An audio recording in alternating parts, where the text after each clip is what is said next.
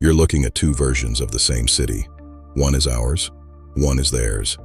In this universe, Canada and the United States of America went to war. Not a proxy war, not a trade war, a real one, with missiles, with troops, with mass evacuations. And it started with something so small, most people didn't even notice it was happening. To understand the war, you have to go back 2 years. It's 2033. The United States has just passed the Northern Resource Sovereignty Act, a piece of legislation that, on paper, looks like an infrastructure bill. But buried inside it is a clause that gives American federal agencies the right to negotiate emergency access to Canadian freshwater reserves.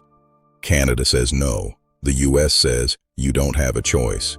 By 2034, 6 American military logistics bases have appeared within 30 kilometers of the Canadian border, each one publicly described as climate emergency infrastructure. The Canadian Prime Minister calls an emergency session. The American President calls it an overreaction. And then, on February 19, 2035, a Canadian water monitoring vessel in Lake Superior is boarded by U.S. Coast Guard officers. The crew is detained. No charges are announced. The silence from Washington lasts 11 days. That silence ends on March 3rd. At 11:49 p.m., 3 American military convoys cross into Manitoba without authorization. Not announced, not cleared, not declared. Canadian border forces report the crossing. Ottawa scrambles a response. And somewhere in the chain of command, no one knows exactly where, an order is given. Echo November, you are cleared to hold that line. 2 Canadian Forces vehicles engage the convoy near Emerson, Manitoba. 3 American soldiers are killed. 1 Canadian soldier is killed. By morning, the Pentagon calls it an unprovoked act of aggression. Ottawa calls it defending sovereign territory. The world watches. Here's where it gets complicated. NATO's Article 5 was written to protect members from external threats. But what happens when 2 NATO members go to war?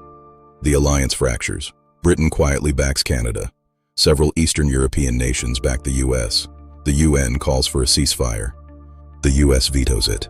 By week 2, US Air Force jets are patrolling the skies over Ontario. By week 3, Canadian cyber teams have taken down 3 American power grids, including the one serving Minneapolis. 3 million people lose power. In January, in Minnesota, the American public begins to turn. The American public, who had largely supported border security operations, begins to turn. On day 31, something leaks. A classified memo reveals the entire operation was orchestrated by a private consortium, not the government.